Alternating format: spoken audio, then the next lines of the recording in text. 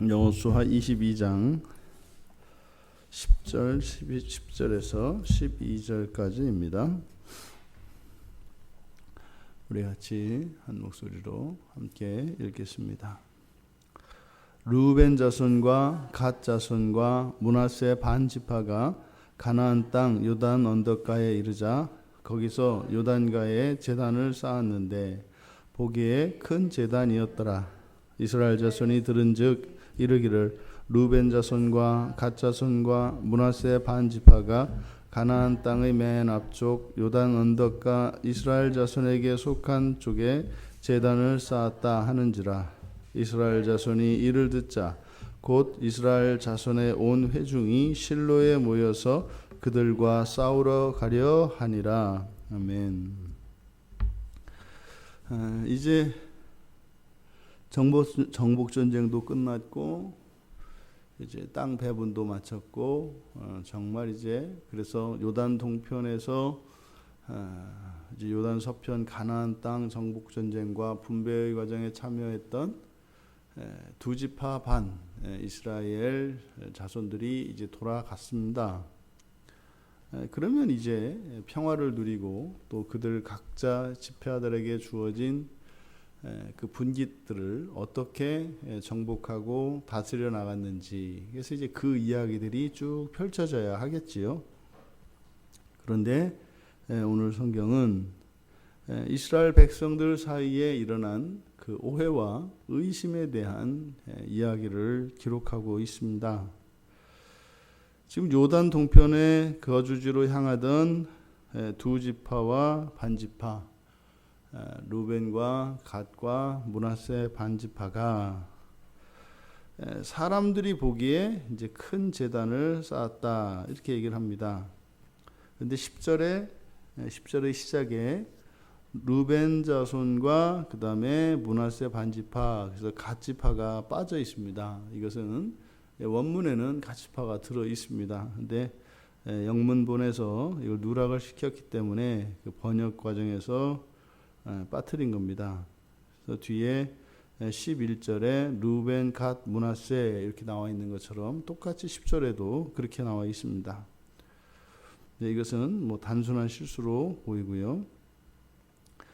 이렇게 두 지파 반이 보기에 큰 제단을 쌓았다라고 할 때 보기에 큰 제단이 의미하는 바는 바로 번제를 드리는 규모가 큰 제단을 닮았다, 이런 의미입니다. 뭐 우리들이 개인적으로 뭐 우리나라에서도 그렇게 뭐 돌을 쌓거나 하는 이런 일들이 있습니다. 그런데 이제 그 규모가 크니까 거기엔 실제로 이렇게 제사를 드리기 위한 제단으로 보였다라고 하는 거죠. 이렇게 이들이 자신들의 기업으로 돌아가면서 제단을 쌓았다고 하는, 번제를 드릴 그런 제단을 쌓았다라고 하는 소식이 이스라엘 자손들에게 들린 겁니다.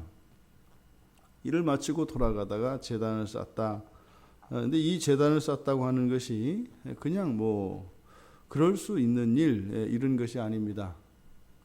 더군다나 이 고대 사회에는 신본주의적인 시대이기 때문에 신과의 관계에 영향을 미치는 이 번제단을 쌓는 일은 아무나 할 수 있는 일이 아닙니다. 그것은 지금 이스라엘을 이끌고 있는 지도자 여호수아의 명령이거나 또는 대제사장의 명령에 의해서만 할 수 있는 겁니다. 그럼 사사로이 할 수 있는 일이 아닙니다. 그런데 그들이 르우벤과 갓과 므낫세 반지파가 새로운 제단을 쌓았다는 거예요. 그런데 또 그 제단을 그들이 가나안 땅의 맨 앞쪽 요단 언덕과 이스라엘 자손에게 속한 쪽이라고 얘기를 합니다. 그 제단을 쌓은 것이 이스라엘 자손에게 속한 쪽에 쌓았다. 이 소식을 들은 이스라엘 자손들이 이제 오해를 합니다. 첫째가 11절에 있는 그 내용이 이제 이스라엘 자손들이 들은 내용이고, 사실은 이제 오해한 내용이죠. 첫째가 그 제단이라는 거예요. 제단. 그렇게 큰 규모로 단을 쌓았으면 그건 틀림없이 그건 보나마나 뻔한 겁니다. 번제단인 거예요. 그래서 번제단을 쌓았다는 것은 사실은 뭡니까? 독립했다는 의미거든요. 독립했다는 겁니다. 그러니까 지금 이스라엘 백성들이 긴장하지 않을 수가 없는 거죠. 또 두 번째로 바로 이들이 제단을 쌓은 곳이 이스라엘 자손의 땅, 이스라엘 자손에게 속한 쪽, 그랬으니까 요단강 서편, 그러니까 요단강 동편, 그들의 기업이 있는 요단강 동편이 아니라 자신들이 받은 이쪽 요단강 서편에 있었다라고 생각을 한 거예요. 그러니까 지금 제단을 쌓지 말아야 할 곳에, 그리고 쌓을 수 없는 번제단을 그들이 돌아가면서 쌓았다라고 하는 이 소식을 들었을 때 요단 서편에 있는 이 9지파 반의 반응과 태도는 오해와 의심이었습니다. 그들이 한 행동을 그대로, 자신들이 오해한 그대로 받아들였고, 그렇게 되고 나니까 의심을 하게 됐습니다. 어떤 의심이겠어요? 자신들의 땅을 공격해서 그 기업을 차지하려고 할 수도 있다. 그러니까 사실 이거는 뭐예요? 전혀 있지 않은 사실이죠.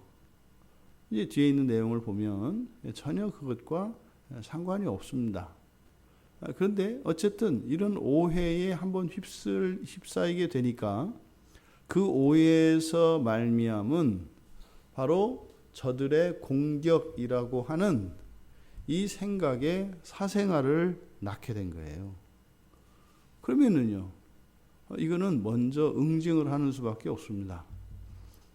이들이 이 소식을 듣자 곧, 이렇게 얘기합니다.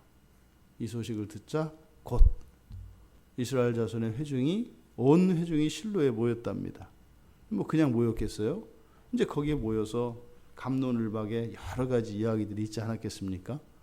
저들이 이랬다 합니다. 저랬다 합니다. 뭐했다 합니다. 그럼 왜 그랬을까? 이런 것 아닐까요? 저런 것 아닐까요? 이렇게 설왕설래 했겠죠. 그들이 최종적으로 내린 결론은요. 저들이 우리하고 인연을 끊기로 했구나. 이제 적입니다. 적. 처음부터 이제 그렇게 되면 아시죠? 한번 오해가 딱 생겨나면 되돌아봅니다. 그래서 자신들이 한 오해를 정당화하기 위해서 과거의 사실들까지 이제 왜곡시켜 버립니다. 그때 보니까 그런 태도가 이상했다. 그러니까 어쩐지 처음부터 요단강 동편에 목축을 한다고 핑계를 대면서 그쪽 땅을 달라고 하더니 이거는 이미 그때부터 기획된 거였다. 이제 이야기가 이렇게 되는 겁니다. 이건 누구나 다 이렇게 됩니다. 그러니까 어떻게 돼요? 같이 참여해서 그 정복전쟁에 참여해서 함께 싸웠던 이런 일들이 이게 정찰활동인 거예요. 그것도 모르고 우리는 그런 줄 알았으면 그쪽 놓고 왔어야 되는데 우리들 안에 이 사정을 지리를 속속들이 다 보여줬으니 이 큰일 난 거예요. 그래서 어떻게 해요? 듣자마자 곧 모여서 즉시 전쟁을 하기로 했던 겁니다. 여러분, 죄가 어떻게 역사하는지 우리가 깨달아야 합니다. 지금 이 정황상 보면 이제 어쨌든 아직 각 지파에 속한 그 기업 내에는 해결해야 될 문제들이 분명히 있습니다. 아직 정복하지 못하고 쫓아내지 못한 이런 가나안 족속들과 또 그들이 섬겼던 우상들의 신전과 이런 미신들, 이런 게 이제 남아 있습니다. 하지만 이제 전체적으로는 그들의 세력을 제압한 상태입니다. 그래서 실제로 가나안 땅이 이스라엘 백성들의 지배력 안에 들어왔죠. 그러면 이렇게 전쟁을 시작했고 전쟁이 끝나서 이제 각 지파별로 전리품도 나누고 땅도 나누었단 말이죠. 그러면 그동안 이제 전쟁을 그쳤으니까 전쟁 끝난 그것만으로도 얼마나 기쁘고 평화롭습니까? 그러면 그것을 누리면서 살아야 하거든요. 그리고 이제 그동안 소홀히 했던 그들의 일상들을 되돌아보고 하는 일들이 일어나야죠. 집을 세우고 또 정돈을 하고 오랫동안 전쟁을 했으니까 또 기업이라고 받긴 받았지만 아직 손보지 못한 곳들이 얼마나 많겠어요. 밭이며 이런 것들 말이죠. 그럼 이렇게 활기찬 모습이 이렇게 나와야 합니다. 그게 정상이지요. 그러나 사탄은 그렇게 두지 않습니다. 우리 안에 있는 죄를 충동해서 오해를 하게 만들고 그 오해를 통해서 평화를 깨트립니다. 그리고 평화를 깨는 정도가 아니라 오히려 그 상황, 이렇게 평화로워야 되는 상황을 전시 상황으로 바꾸고 있습니다. 한시도 우리가 잊지 말아야 하는 것은 우리가 살아가는 이 세상은 죄로 물들어 있다는 사실입니다. 그리고 우리들 자신은 철저하게 죄로 오염되고 부패했다고 하는 사실입니다. 이건 단 한순간도 잊어서는 안 됩니다. 우리가 이게 눈에 보이지 않는 공기 속에서 살아가듯이 물고기가 물 속에서 살듯이 주님께서 다시 오셔서 처음 이 세상을 없이 하시고 완전한 그 새로운 세상을 재창조하시기까지는 우리들은 죄에서 결코 자유로울 수 없습니다. 바로 이 사실을 잊어서는 안 된다는 거죠. 금세 우리가 외부의 적들과의, 다시 말해서 환경이겠죠. 우리 환경의 어려움들을 물리치고 극복하고 나면 반드시 그것은 우리 내면에 있는 적이 다음 타자로 나타납니다. 이것이 항상 번갈아 나타나게 되어 있습니다. 지금 외부의 적들인 그리고 이런 전시 환경이었던 가나안 족속들을 정복하고 나니까 지금 내분이 일어나고 있습니다. 이게 말도 안 되는 일이죠. 이게 왜 그래요? 이것은 누구의 잘잘못이 아닙니다. 이것은 죄의 원리입니다.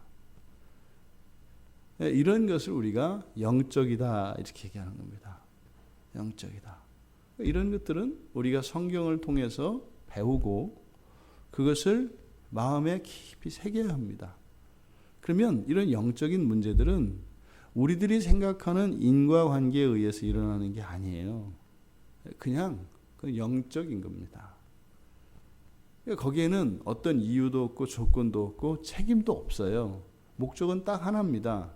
다시 전쟁을 일으키는 거예요.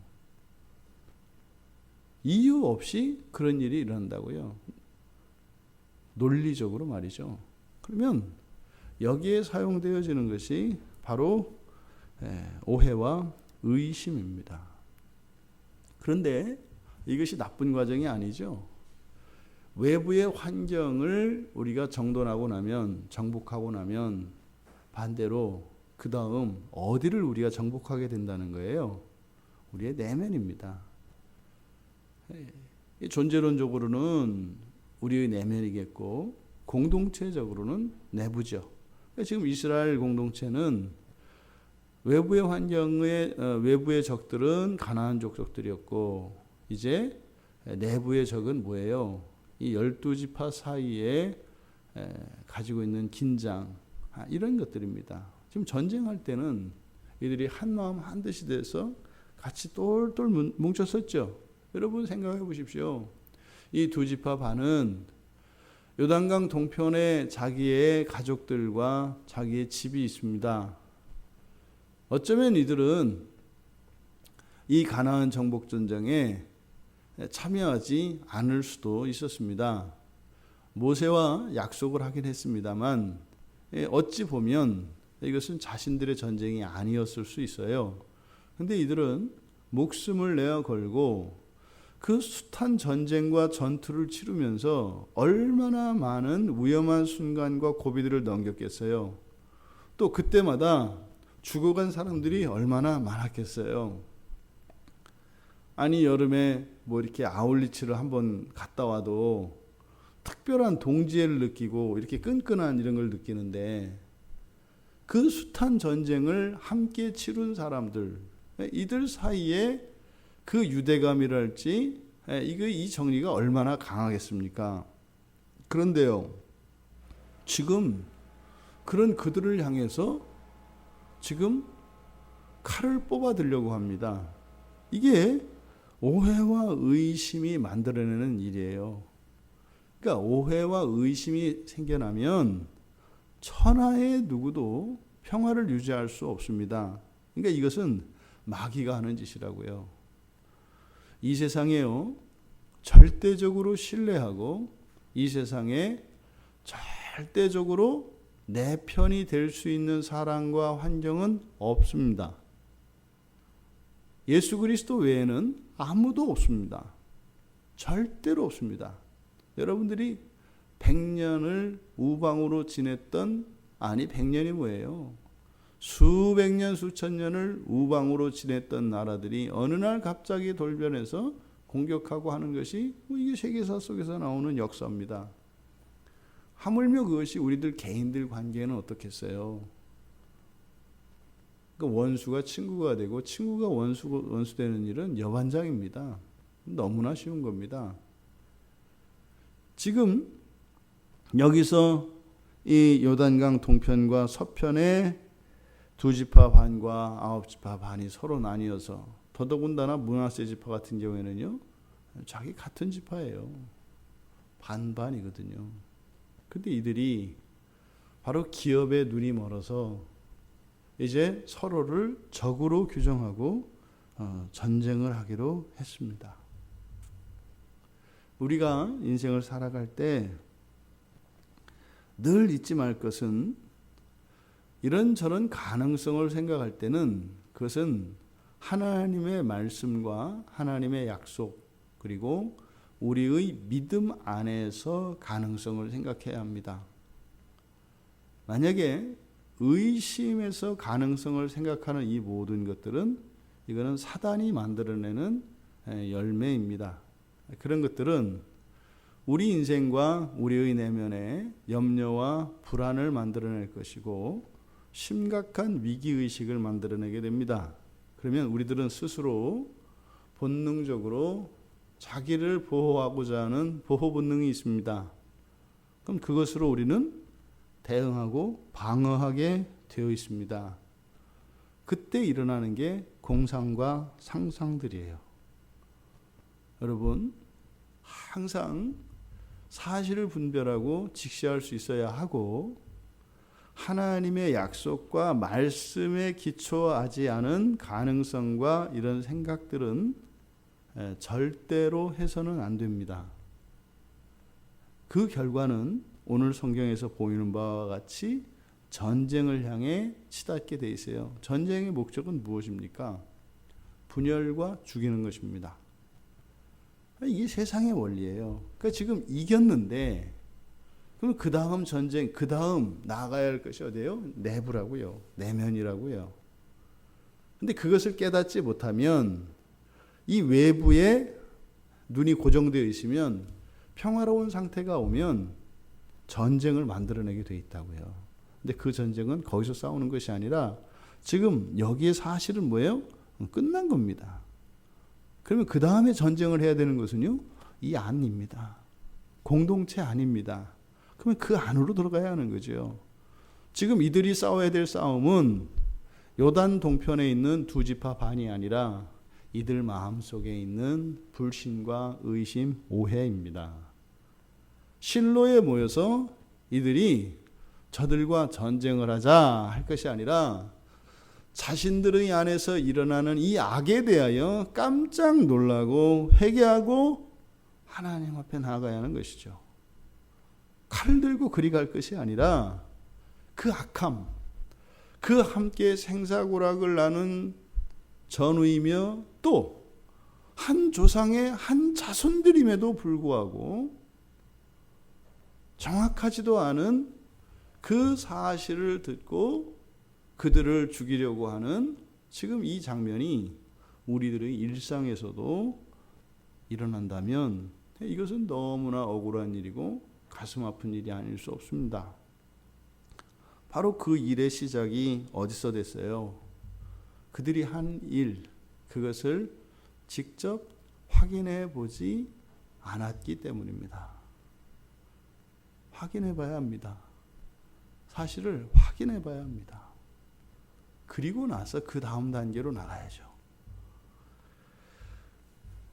한번 이렇게 오해를 하게 되면 그 오해로 말미암아 생겨나는 여러 가지 공상들, 이런 상상들, 이것에 의심이 합해지면 두려움과 공포라고 하는 또 다른 것들이 막 생겨나기 시작합니다. 하지만 여러분, 사람에게는 이런 의심과 두려움이 다 있어요. 그리고요, 이렇게 상상할 수 있는 상상력이 다 있다 이 말이죠. 그러니까 이런 상황이 왔을 때 의심을 하는 것이 잘못됐다, 그렇지 않다는 거예요. 의심이라고 하는 것은 앞으로 일어날 가능성들에 대해서 알아보려고 하는 것이기 때문에 긍정적인 기능도 있습니다. 그것 자체가 나쁘다는 게 아니에요. 이 세상에서 그냥 의심 없이 모든 것을 다 받아들이는 그런 어리석은 사람이 어디 있습니까? 그게 아니죠. 근데 문제는 뭐예요? 사실을 가지고 의심할 때 그것이 우리에게 유익이 되고 바람직한 것이지, 오해에서 생겨나는 이 의심은 무시무시한 결과를 만들어낸다 이 말입니다. 우리가 그래서 늘 우리들의 생각뿐만 아니라 생활의 모든 기준은 오직 성경이어야 합니다. 그리고 오직 믿음이어야 합니다. 지금 우리가 이것을 간단하게 이렇게 요단강 동편에 있는 9지파 반과 두 지파 반과 요단 서편에 있는 9지파 반이 이제 전쟁하게 되어 있다 이랬지만, 이 자리에 이것이 잘못됐다는 것을 깨닫는 사람이 없었겠습니까? 분명히 있었을 겁니다. 반대하는 사람도 있었을 겁니다. 그것이 아니라고 말이죠. 우리가 역사를 바꿀 수는 없습니다. 하지만 우리들의 인생, 우리가 살아갈 인생은 우리가 새로운 인생으로 살아갈 수 있습니다. 예수님께서 가나안 땅에 오셨을 때 적지 않은 사람들이 예수님을 오해했고 예수님을 의심했습니다. 그들이 가지고 있는 이런 기득권을 박탈하고 명예와 권력들을 다 빼앗아 버릴 것이라고 그들은 오해했습니다. 예수가 그 모든 것들을 다 가져가려 한다고 생각했습니다. 그리고 그렇게 보니 그 다음부터 예수가 하는 모든 행동들은 꼬투리를 잡지 않을 수가 없었습니다. 결론은 저 손에 우리가 죽든지 아니면 우리가 예수를 죽이든지, 예수를 죽이는 일이 오늘날도 수없이 일어날 수 있습니다. 하지만 성경은 우리에게 가르쳐 줍니다. 서로 사랑하라고 말이죠. 서로 사랑하라고 말이죠. 그리고 평화는 서로를 위하여 서로가 평화를 가져다 주는 것이 아니라, 평화는 하나님께로부터 오는 것이라고 이야기를 합니다. 무엇이에요?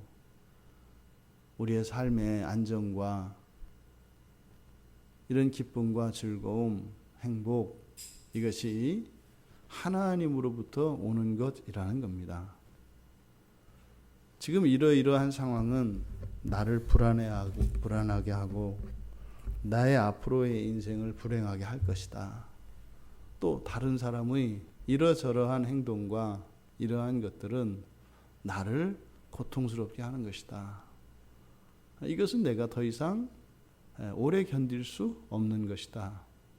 이런 말도 안 되는 의심과 오해가 한데 뒤엉켜서 만들어내는 숱한 생각들, 그들은 사탄이 우리 안에 있는 죄를 충동하여 만들어내는 폭탄과 같은 것들입니다. 거기에 뇌관을 다 제거해야 됩니다. 그것이 무엇이겠습니까? 우리가 어떻게 구원을 받았는가 잊지 마십시오. 우리가 절대로 주님을 배반하지 않을 것이기 때문에 우리를 구원한 거 아닙니다. 우리가 오직 주님만 사랑하고 주님을 위해서 살 것이기 때문에 구원하지 않았습니다. 주님의 사랑은 우리들에게 아무런 이유가 없었습니다. 성경에서 명하는 사랑은 그런 겁니다. 내가 피해를 당하고 내가 미움을 당하고 오히려 누명과 오명을 뒤집어 쓸지라도 주님이 나를 사랑하셨기에 사랑할 뿐입니다. 거기에서 우리 안에 있는 미움과 죄들이 죽어나갑니다. 우리가 싸워서 이기는 것이 아닙니다. 지금 이 가나안 땅을 정복하고 잔치 분위기에 휩싸여 하는 이 이스라엘 백성들의 다시 전운이 감들고 있습니다. 그것도 원수가 아니라 형제가 형제들을 향하여 말입니다. 예수 그리스도 당시에 예수를 향하여 그렇게 활시위에 화살을 세워서 예수를 향하여 조준하고 있었던 수많은 종교 지도자들, 오늘날 교회 안에서 형제가 형제를 향하여 가지고 있는 의심과 오해로 인한 미움과 시기, 반목과 갈등, 이제 우리 예수 그리스도 안에서 이 모든 것을 풀어내야겠습니다. 사람 자체로는 선하지 않습니다. 하나님께서 선하게 바꾸실 것이기 때문에 선합니다. 어떻게 우리가 그리스도인이면서 지체를 험담하고 지체의 잘못을 꼬집고 지체를 의심할 수 있습니까? 함께 전쟁을 하며 살아가는 전우들인데 말이죠. 피를 나눈 형제보다 더 가깝고 더 오랫동안 비교할 수 없을 정도로 영원히 함께 살아갈 사람들인데 그렇게 사이가 틀어져서 어떻게 하겠습니까? 영원히 살아가야 하는데. 여러분, 우리의 인생에 대한 지평을 넓히시고 우리가 살아가야 할 인생을 직시하시기 바랍니다. 우리는 영원히 함께 살아가야 할 사람들입니다. 우리는 서로 사랑하며 평화롭게 그리고 축제 속에 살아가야 할 사람들입니다. 그러함에도 우리 마음속에 우리의 삶 속에 그것을 방해하는 무엇이 있다면 누구의 어떠한 부분, 나의 어떤 약점이 문제가 아니라 지금 우리들은 사단의 충동질에 우리 안에 있는 죄가 마치 나 자신인 것처럼 착각하여 속고 있다고 하는 사실을 기억하시기 바랍니다. 환경이 도저히 견딜 수 없고 부당한 상황이라 할지라도 그리고 견딜 수 없는 것 같은 상황이라면 그것은 반드시 하나님께서 역사하실 지점입니다.